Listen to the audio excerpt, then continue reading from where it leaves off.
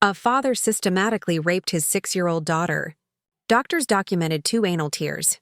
Undeniable evidence of brutal repeated sexual assault. The child's torn body screamed the truth that she was too terrified to speak. Her mother gathered the medical reports, the photographs of injuries, the documented proof of ongoing abuse, and brought it all to the court. They reviewed the evidence and made their decision. Send the child back to her abuser. 2 years of continued torture later, Riley was dead. In the final days before her death, 8-year-old Riley Browning was so dehydrated that she drank water from the toilet. For 3 days, she was forbidden to drink anything. This was her punishment. She weighed only 51 lb like a 5-year-old child and slept on the bare floor without pillows or blankets, wearing only a diaper. Her body had more than 140 wounds, bruises, and burns. When the little girl begged, "I want to go to the hospital," the adults replied, "You're just pretending for attention." On December 26, 2018, she died in agony, and her final death rattle was so loud that the 911 operator could hear it through the phone. But the most horrifying thing about this story is that the child protection system knew what was happening for 8 years. Get ready. You're about to hear one of the most brutal stories I've ever had to tell. This story shocked experienced detectives and medical workers, many of whom couldn't hold back tears when reviewing the case files. What happened to this 8-year-old girl whom loving people called Sunshine will make you question how the child protection system works. 19 official complaints were filed by a teacher about abuse. For 8 years, the mother begged the court, "He's going to kill her." Medical professionals documented broken bones and sexual abuse. The court system had all the evidence, but nobody did anything to save the child. This is the story of how an entire army of adults, judges, social workers, police officers systematically betrayed a girl who desperately needed protection. Dear viewers, before we dive into this tragic story, I ask you to take several important actions. Please hit the like button, subscribe to the channel, and share this story. Every single share reaches more people who might recognize these warning signs and save a child. In the comments, write your city and viewing time. This helps me understand when it's best to publish similar investigations, so they reach the maximum number of people and can save children's lives. Each such investigation is not just a story about tragedy. It's a lesson in recognizing dangerous situations. Be sure to watch other videos on the channel because knowing about cases like these could one day help you notice warning signs and protect a child who's in danger. In a quiet corner of West Virginia, a story was unfolding that should have been a bright family tale, but turned into a nightmare that shocked the entire country. On July 11, 2010, at 27 minutes past 2 in the afternoon, 25-year-old Janice Joanne Shelton gave birth to a daughter they named Riley Jolene Browning. The newborn with fine blonde hair and blue eyes weighed 7 lb or 2 oz at 20 and 1/2 in long.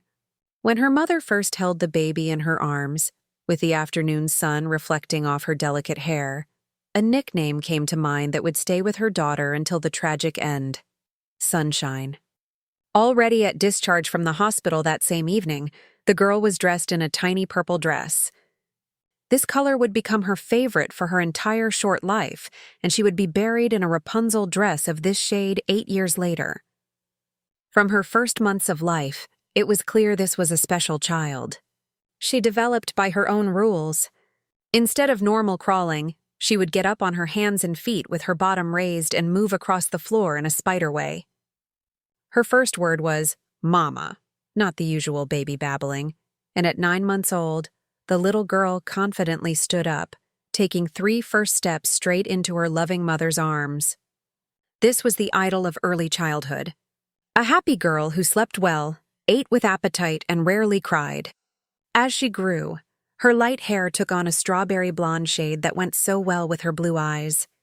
She loved bath time, wore only dresses, especially admiring Princess Rapunzel outfits. Nobody then could have imagined that this carefree time would last only briefly. However, a shadow was already approaching this idol in the form of the little girl's father. Year-old Marty Lee Browning Jr. was the complete opposite of the bright beginning of this story. A drug dealer with an uncontrollable temper who didn't want a child from the start. When Janice announced her pregnancy at the end of 2009, his reaction was cruel. He accused her of cheating, being convinced that diabetes made him infertile. This belief bred suspicion and aggression that soon grew into open violence. The physical attacks began during pregnancy, and the woman instinctively hugged her belly every time the man raised his hand to her, protecting her unborn daughter. In the maternity ward, his behavior was so disgusting, he was rude to staff and yelled at his laboring fiancée that the nurses had to kick him out of the room. This pattern of behavior continued after their daughter's birth. When the little girl was 17 months old, the time came for domestic horror. The father again began physically attacking the mother right in front of the child, hitting, choking, throwing her against the wall, dragging her by her hair. The cruelest moment was a kick with a steel-toed boot to the face, which broke the woman's front tooth. The little girl screamed, cried, and begged him to stop with her limited child's vocabulary. But the screams only irritated the aggressor more. Sometimes the intervention of family friend John helped stop the beatings. But more often, the little girl remained a witness to nightmarish scenes, including attempts to drown her mother by bending her backward over the sink or trying to shove her into the oven. Desperation from constant beatings led Janice to decide to escape. When Marty was arrested for stealing copper from a mine in 2012, she took advantage of the moment and fled with her daughter to her friend Donna's house. For 2 months, mother and little girl enjoyed long-awaited peace and safety, but freedom proved to be an illusion. In April of that year, he appeared on Donna's doorstep with a gun, forcing them to return. There was no choice. The threat of violence was very real given his tendency toward violence. After returning, the woman immediately began planning the final escape. The plan seemed perfect. When her daughter was 23 months old, they managed to escape and find shelter in a rehabilitation program for mothers with children. However, on the second morning, while the mother was at the store buying diapers, leaving the sleeping little girl with John, another one of the father's cronies came. When the woman returned, her daughter was gone. The father had come with a weapon and taken the child, then launched a real information war against his ex. He told all relatives about her drug addiction, claiming she was abandoning her daughter to get high with friends while he supposedly cared for the little girl. The next move was even more cynical, filing for emergency custody without notifying the mother. The documents claimed she had spent several days using drugs in a van with 2 strange men, then left her daughter alone with them. A complete lie, but the court believed the father. When family court judge Matthew Dean England of Fayette County reviewed the case, he learned that both parents used drugs and gave them time to clean up. After Janice's successful detox, finding work and housing in September 2012, a mediator established what seemed like fair 50-50 custody. However, parallel to the court proceedings, changes were happening in the father's life that would drastically alter the little girl's fate. Working at Ace Adventure Resort, he met Julie Touchenel, a single mother with 3 children from different men. In November 2012, they began dating. When Janice found support in Jeremy Risson in March of the following year, her ex's reaction was predictably aggressive. Learning about the mother's new relationship, he immediately took the little girl to live with his new girlfriend, without any court notification or informing the mother. What happened next became the first link in a chain of court decisions that would doom the child to death. Instead of being punished for contempt of court, the father got even more power over his daughter, more than 50% custody. Now the little girl spent weekdays with him and weekends with her mother. Over the next 4 years, Judge England would consistently support this custody arrangement, ignoring all evidence of abuse and the mother's desperate pleas to protect her daughter. The house where the 3-year-old girl ended up became a living hell on earth. Besides Julie and her children, 35-year-old Sherry Touchenel lived there. Julie's sister, a woman with long black hair whom everyone in the family feared. According to the surviving child, she was the boss of the house and immediately hated the new resident. The reasons for this hatred were both racist and personal. Sherry couldn't stand the little girl because of her mixed heritage, and especially because she wasn't Julie's biological child. In this house, the girl was doomed to become the scapegoat. the child on whom all the adults' problems and frustrations would be taken out. The first warning signs appeared when the little girl was about 3 years old. Janice began noticing unexplained bruises and injuries that weren't there when she dropped her daughter off with her father. In September 2015, an incident occurred that should have been a turning point. The 5-year-old girl was hospitalized with a broken thigh bone. The version that the father and the COULDN family provided to medical staff sounded absurd. The child had supposedly broken the strongest bone in the human body by lying on the floor and kicking the wall. Moreover, they claimed they didn't even know about the injury for several hours until the girl complained of pain. Any medical worker knows the thigh bone is the thickest and longest in the human body. Breaking it in a 5-year-old child requires enormous force. A car accident, serious sports injury, severe fall, or abuse. A child is physically incapable of causing such an injury to themselves. Janice didn't believe this lie for a second. Her maternal instinct told her something terrible was happening to her daughter, and she began a desperate fight to save the child. The woman reached out to every agency she could reach: Child Protective Services, local police, state police, women's health centers, clinics, hospitals, and courts. Every time the result was the same. Her concerns were ignored, reports weren't reviewed, and her pleas for help were met with indifference or outright disbelief. The system designed to protect children was working against the mother trying to save her own daughter. The next blow to the family was even more brutal. At age 6, the little girl began complaining to her mom that her private parts hurt.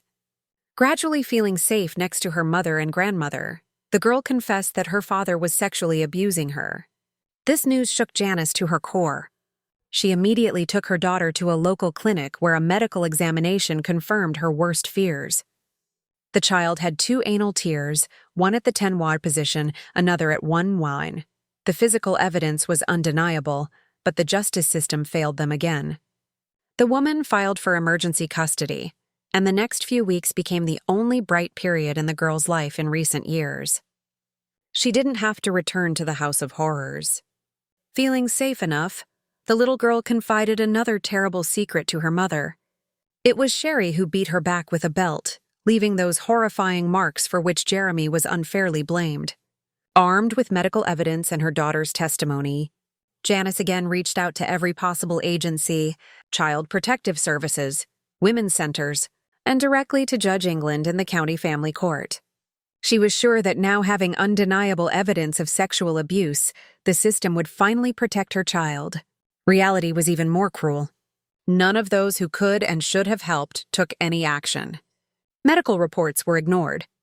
The child's testimony wasn't considered, and the mother's desperate pleas were met with indifference.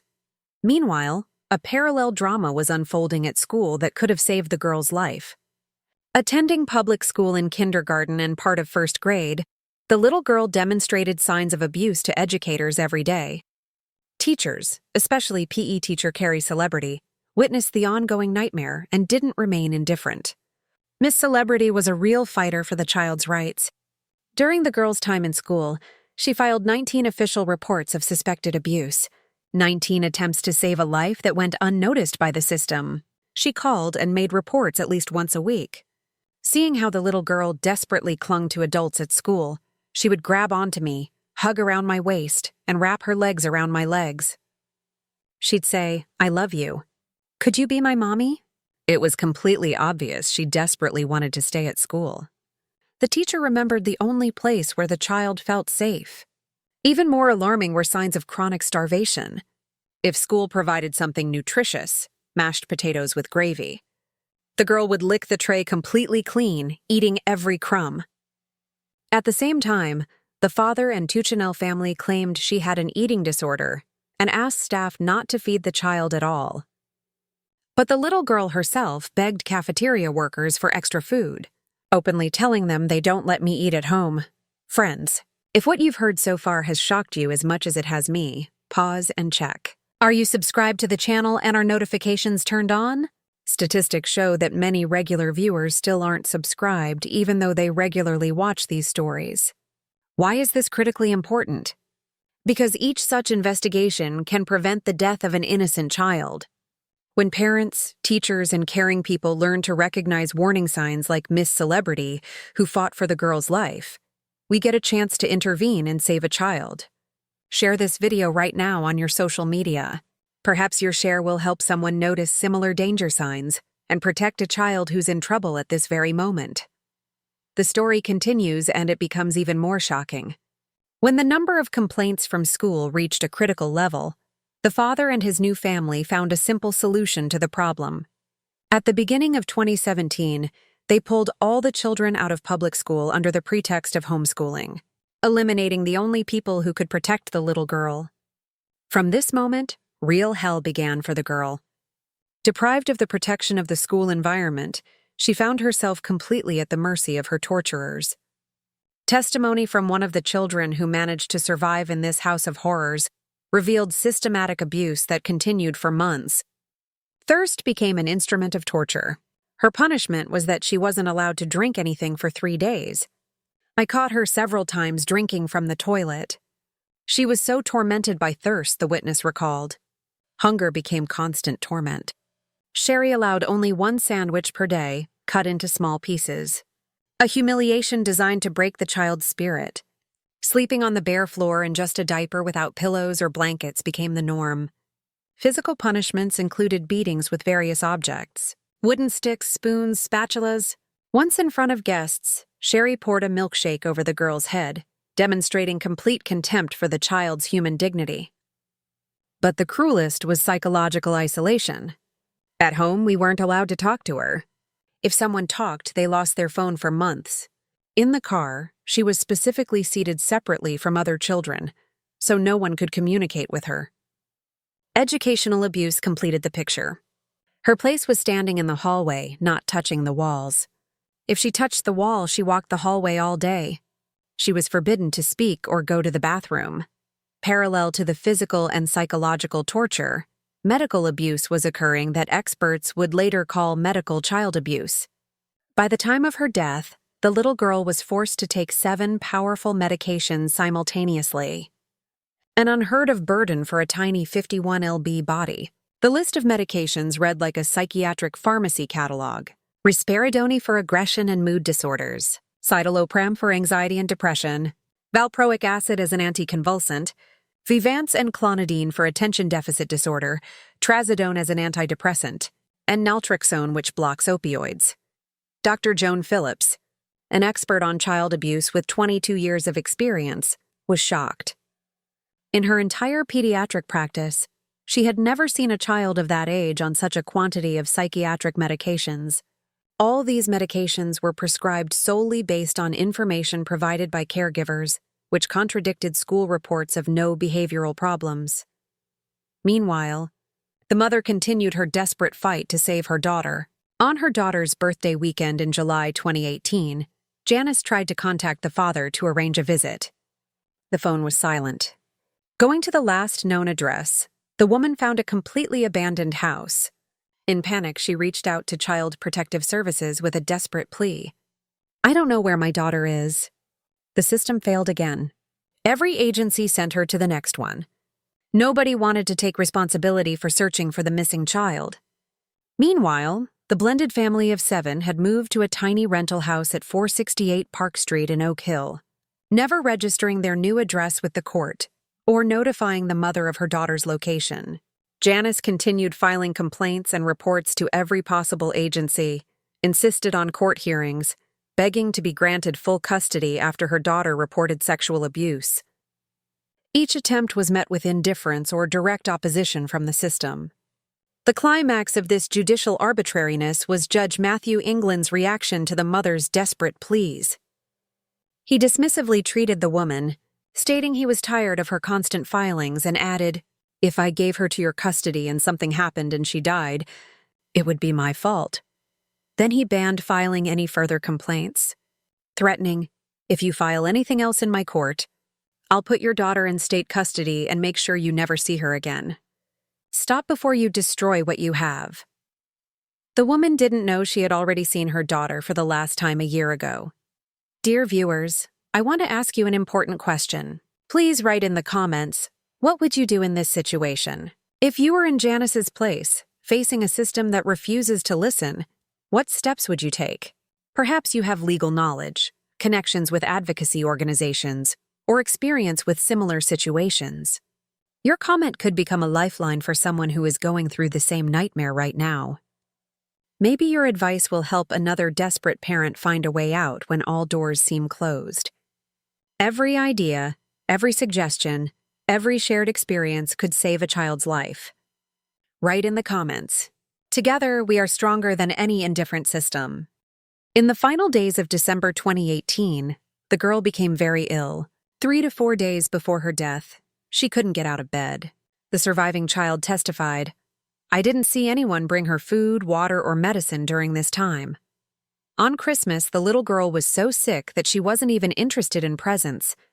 When she breathed, it sounded like snoring, like a pug breathes. She was struggling for air. The witness described her condition in the final hours. When the idea of going to the hospital came up, Julie asked the girl if she felt good about spending Christmas in a medical facility. The child said yes and that she wanted to go there, but they never took her. The adults decided she was pretending to be sick for attention. On December 26, 2018, in the morning, Marty left for work at 6. At 9 in the morning, Julie went to work, leaving Sherry to watch the children, a decision that would be the last in the 8-year-old girl's life. According to the black-haired woman, the little girl was in the shower when she started having a nosebleed. While still in the shower, she began shaking and fell face down on the ceramic tile. Sherry picked her up and carried her to a mattress on the floor of the neighboring bedroom, propping her up with pillows, and only then called an ambulance at 18 minutes before noon. The child was having agonal breathing, an irregular pattern of heavy, gasping breaths that sound like snoring or choking. This is an involuntary body reaction, and a sign that a person is actively dying. The sounds were so loud that even the 911 operator could hear them through the phone. When the girl arrived at Plateau Medical Center at 5 minutes before noon, a team of 5 to 6 nurses desperately tried to resuscitate her, giving intravenous fluids and medications, performing CPR and other life-saving measures. But it was too late. When the little girl arrived at the emergency room, she showed no signs of life. Her heart wasn't beating, and her body was so cold that hospital equipment couldn't register a temperature. It was below 84 degrees. At 27 minutes past noon, 34 minutes after arrival, 8-year-old Riley Jolene Browning was pronounced dead. What the medical staff saw shocked even experienced professionals. A nurse who had worked 18 years said she had never seen a child's body in such condition. The team members who tried to save the girl discovered that bruises, scratches, burns, and scabs covered her entire body. The body was covered with multiple small wounds with scabs on the face, neck, chest, back, abdomen, and all limbs. Multiple bruises decorated the torso, back, face, upper, and lower limbs. On her right leg was a second-degree burn that looked like a lit cigarette mark. Blood on the genitals and a tear in the rectal area testified to ongoing sexual abuse. In her underwear, they found a long black hair exactly like Sherry's. The cause of death was sepsis from untreated necrotizing pneumonia. The chief medical examiner wrote, "Lung disease of this magnitude would not have developed suddenly and would be expected to manifest symptoms that would be easily noticed by an ordinary person." The little girl's last recorded words were, "I want to go to the hospital." A desperate attempt to save her own life that went unanswered. After almost a year of investigation, on December 9, 2019, Sherry Touchenel, Marty Browning Jr., and Julie Touchenel Browning were arrested on charges of child death and child neglect resulting in death. In June 2022, after 3 weeks of trial, all three were found guilty of child neglect resulting in death, but acquitted of the more serious charge of child murder by abuse, which could have sentenced them to life imprisonment. Each received 3 to 15 years in prison, a sentence many considered a mockery of the dead child's memory. Judge Paul Blake said during sentencing, "If you had taken the steps of any caring, humane person, she would be alive today." Janice spoke at the hearing before her daughter's father. "You failed miserably. Yes, Julie and Sherry participated, but you and I had a duty to take care of our daughter." After the girl's death, Democratic delegate Shauna Floyd Hardy proposed legislation known as Riley's Law. which would prohibit parents from removing children from school for homeschooling if they were under investigation by Child Protective Services. Now, I want to make it clear who we're actually talking about here today. This isn't about all homeschoolers. This is about child abusers. It's about people who were convicted of child abuse, convicted of domestic violence. I don't care. The chair education made it clear. This keeps those children from being instructed at the home. Yeah, that you're right. I don't think child abusers should be educating kids. I don't care if it's the public school system, a pod school, or homeschool, any damn school in this state. Child abusers should not be teaching our kids. We've heard, oh, it could be pending investigations and it'll take time. First off, it's a crime to false report child abuse in this state. It is already a crime. It is a misdemeanor, and you can take people to court on it. We don't have people going around filing false CPS reports all willy-nilly. Just stop with that nonsense. Let's talk about how this came about and this idea that the law already exists and there's a safety net and there's not a loophole. Well, really, let's ask Judge Blake. I'm sure a gentleman from the 44th is familiar, and thank you for your work and what you do. Let's talk about Judge Blake and his comments. Judge Blake, when sentencing 3 individuals, I'm going to get to that in a second of why we're really here today. Judge Blake, when he was sentencing 3 individuals, stated that he felt that the state was also responsible for what happened to Riley Browning. And why? Well, he says, we allow a child to be jerked out and homeschooled without any real measure to ensure the child's continued education and safety. Judge Blake added that as circuit judge, he is seeing more and more cases of abused and neglected children being homeschooled so the parents or guardians are able to hide their actions. There ought to be some mechanism to check on these children. You have it here today. We got $1 billion in surplus, and we can't afford that kind of care. That is shameful. Judge Blake, after going through a trial and understanding the facts and hearing expert testimony, reached a conclusion that we, the state, should act. We should act. That's what we're doing right now. This isn't some ban on homeschooling. Just stop with that nonsense right now. This is closing a loophole that says, if you've been convicted for child abuse, I think we all agree, you shouldn't be educating children, no matter where it's at. If you've been convicted of domestic violence, you shouldn't be. And there's a pending investigation. I hope that these pending investigations get wrapped up quickly and they're unfounded. That's great. That's what we want. But there's a pending investigation. We have a duty to say that should be looked at before making a decision to allow a child to be jerked out of the school like Browning was. Who was Browning? 8 years old. She attended public school in Nicholas County. Multiple reports were made by mandatory reporters, including her teacher. Her teacher came to me about this. I don't know why she chose me, but you know, fate have it. She came to me and said, "This happened years ago. Since this happened, we've had a trial, convictions, sentencing, and the bill to fix that. It's been sitting in education committee for years. Poor Riley was yanked out of public school by her father. Her aunt was to serve as her teacher. 3 individuals in that home. They found her dead. She acquired sepsis from drinking toilet water. She had a torn rectum. She was covered in bruises and burns and lacerations. Truly disgusting. I hope they rot in prison for the rest of their lives. But we can do something. And let's not turn this into homeschool versus public school, right? This is about doing the right thing, protecting children from abusers. From abusers. You know, I was heard that this may be an inconvenience on homeschoolers, and it may be, but go ask Riley how that inconvenience is right now. You'd have to visit her gravesite. Pass the amendment. As of 2025, the law is still awaiting consideration in the state Senate. Your old Riley can no longer tell her story, but we can ensure her voice is heard and her death wasn't in vain. Be sure to share this video on your social media. The more people who learn about cases like this, the more children we can protect from a similar fate. On my channel, you'll find many other important investigations, each of which teaches us to recognize danger and be more attentive to children around us. Riley Jolene Browning was a beautiful little girl with strawberry blonde hair, blue eyes, and the sweetest smile. She dreamed of becoming a school teacher after college. Wanted to learn to ride horses and go to the ocean. She wanted to be a mother and love her children with all her heart like Mom loved me. She was buried in her favorite purple Rapunzel dress, that same shade she wore when discharged from the maternity ward 8 years ago. This is a story about the systematic failure of all institutions designed to protect children. A story about a mother who screamed into the void for 8 years that he would kill her daughter. And a story about a little girl whose only fault was having a different mother, different skin color, and ending up in the wrong family. If the girl were alive today, she would be 14 years old. Instead, we can only remember her and strive to ensure that no child ever experiences the nightmare she went through. They called her Sunshine, and she really was the brightest thing in this world.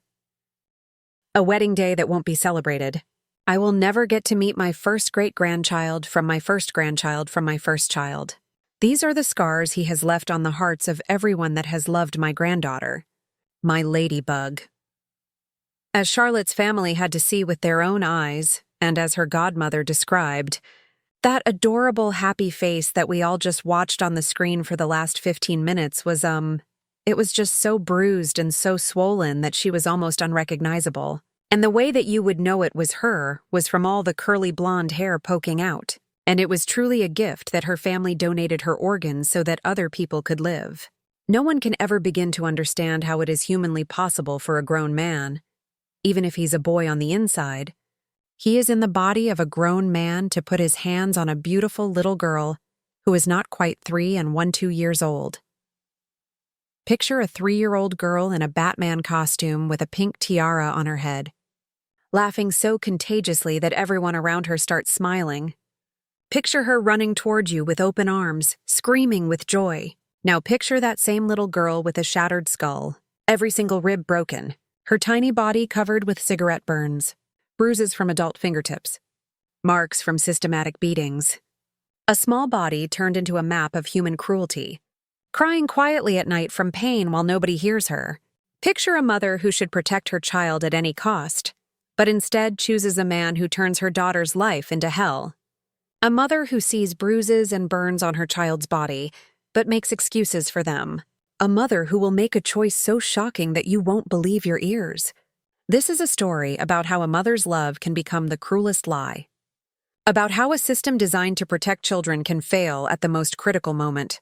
About how a court verdict will make you scream with rage at the injustice. But this is also a story about real love. About a woman who didn't give birth to this child, but became her only true mother. About love that proved stronger than blood and never betrayed, not even in the final moments. Friends, before we dive into this painful but vitally important story, I must ask for your help. Every like, every subscription, every repost of this video, this is a chance for another child to stay alive. Share this story everywhere you can and leave your city with viewing time in the comments. It's important for me to know where people are ready to protect children. This story, like many others on my channel, can teach us to recognize danger where others would see normally. This story is not just a tragedy. It's a lesson that can help us save a child. Prepare yourself for what will break your heart and make you question humanity. What you learn in the end will shock you to your core. Meet Charlotte James Dawkins, a girl who dreamed of being both a princess and a superhero, but never lived to see her 4th birthday. December 11, 2013, in the middle of a snowstorm in New Jersey, Charlotte James Dawkins was born. 6 LB6Os of pure light with a head full of dark hair that would soon turn into golden curls. Her parents, 18-year-old Caitlin and 19-year-old Anthony, were too young for such responsibility. From her first days of life, Charlotte possessed special magic. Her smile could melt the coldest heart, and her laugh rang like silver bells. She had bright blue eyes, full of unlimited trust in a world that she thought would never hurt her. The most important person in the baby's life became Kristen, a 17-year-old girl who was Caitlin's stepsister through complicated family connections. When Kristen first held newborn Charlotte in her arms, a bond stronger than blood formed between them. One moment you're a carefree teenage girl, and the next moment this tiny person captures a huge piece of your heart, Kristen remembered. Charlotte couldn't pronounce Aunt Kristen and called her Aunt Tear. This nickname would stick forever. By early 2014, Charlotte's parents had split up for good. Anthony practically disappeared from his daughter's life, showing up only occasionally. Caitlin was left alone with the baby and moved in with her father, James. At Grandpa's house, Charlotte was safe. Grandpa James adored his granddaughter, whom he called Ladybug. Every weekend, Kristen would visit, and the three of them would spend time together playing, watching cartoons, eating at McDonald's. Charlotte grew up as a happy child. She refused to choose between princesses and superheroes. She'd wear a pink tutu with a Batman shirt or a tiara with a Teenage Mutant Ninja Turtles costume. Her favorite song was You Are My Sunshine. And this was symbolic. She truly was sunshine for everyone who knew her. She had a special laugh, contagious and sparkling. When she laughed, her whole face would light up and a special sparkle would appear in her eyes. Her head-popping hugs became a family legend. She would hug people so tight that they could feel her love throughout their whole body. For 1 to 2 years, Charlotte lived in this safe world, surrounded by the love of her grandfather and aunt. In the summer of 2016, everything changed. 21-year-old Caitlin met Travis Graham, a 20-year-old guy with a criminal past. He had 10 previous convictions, including a violent crime as a juvenile. He had a 4-year-old son from a previous relationship. Caitlin fell in love instantly.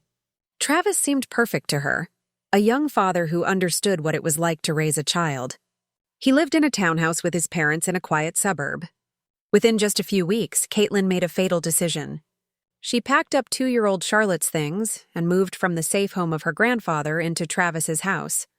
Grandma Renee was against this move, but her daughter didn't listen. A strange situation developed at Travis's house. Besides him and his parents, his ex-girlfriend Chelsea was temporarily living there with their shared son. 2 ex-partners, their children, and a new girlfriend under one roof. This was a ticking time bomb. Chelsea observed what was happening and would later tell shocking details. She saw how Caitlin yelled at Charlotte, squeezed her cheeks with her fingers so hard that bruises were left. But what surprised her most was that Charlotte was never afraid of Travis. On the contrary, she was attached to him. For 3-year-old Charlotte, Travis became a hero. Only he was allowed to put her to bed, paint her nails, make her food. He sent daily Snapchats to Caitlin showing them playing or watching movies on the couch. This attachment would become the most tragic part of the story. Charlotte loved the man who would kill her.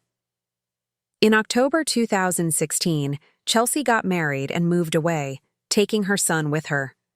In January 2017, Travis proposed to Caitlin, and she found out she was pregnant. Outwardly, everything looked perfect. A happy young family expecting an addition, but Caitlin's family began noticing troubling changes. Charlotte increasingly appeared with bruises and injuries that had no clear explanations.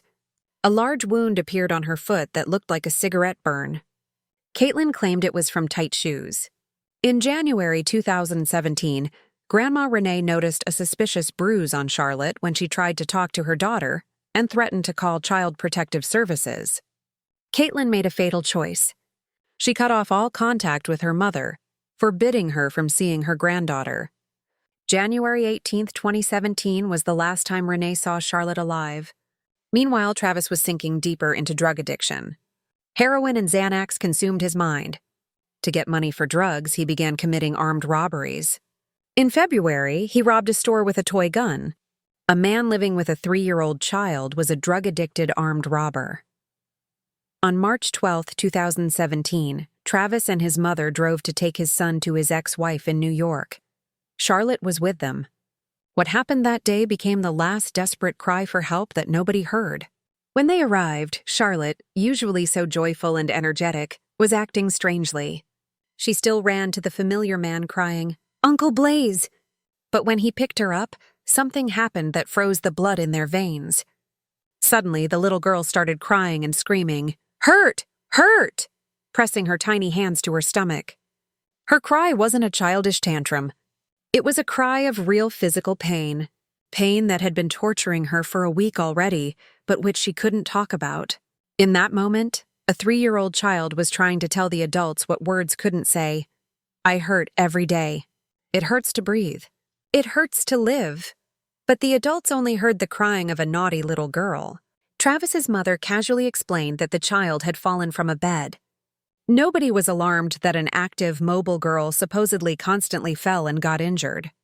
For months, the family had gotten used to explanations. She fell. She hit something. She's clumsy. But the most terrible thing happened when it was time to leave. Travis said simple words. "Time to go home to mommy." And then Charlotte reacted the way a child reacts when they know that beatings await them at home. "No, I don't want to go to mommy. I'll stay here." These weren't tantrums. This was a desperate plea for rescue from a 3-year-old girl who knew home equals pain. But nobody understood. Nobody heard. In 18 hours, Charlotte would be lying in a coma with a shattered skull. At 4 a.m. on March 16, 2017, Charlotte was taken for organ harvesting, her final gift to the world. Kristen held her hand until the gurney disappeared behind the operating room doors. 7 months later, COULDN gave birth to Travis's second daughter, who was immediately removed by child services. In February 2018, COULDN married Travis, the man who had beaten her first child to death. By 2019, she was dancing at their wedding and fundraising as a prisoner's wife. Travis was arrested in summer 2018 for armed robberies. During interrogation, he confessed there was no fall. He backhanded 3-year-old Charlotte because she pinched him, sending her flying down the stairs. Charged with murder, he took a plea deal in June 2019, 20 years for Charlotte's death, plus 10 for robbery. At sentencing, a video played of Charlotte laughing in a pink tutu and Batman shirt. Travis refused to watch. The judge called him stone-faced and without remorse. When asked if he had anything to say, he replied, "No." Kristen, wearing Charlotte's favorite pink bows, told him, "You robbed her of an entire life. You're not a man, you're a coward." Grandma Renee wept. "I choose forgiveness, but justice must prevail. I hope you hear her giggles in your dreams and find no peace." Today, Travis is in prison but eligible for early release in 2044, at age 48. COULDN later divorced him, regained custody of their second child, and had a third. Charlotte's younger sister is now raised by Kristen, who shows her videos of her big sister popping out of a tent yelling, "Tada!" Charlotte dreamed of being both a princess and a superhero, and in the end, she became one. Her organs saved lives. Her story awakened thousands to the signs of abuse. She is remembered not by the mother who failed her, but by the aunt who loved her more than anyone. Sometimes, a rainbow appears in the sky, a quiet sign from the little girl in the tiara and Batman costume who believed you could be both. And she was right.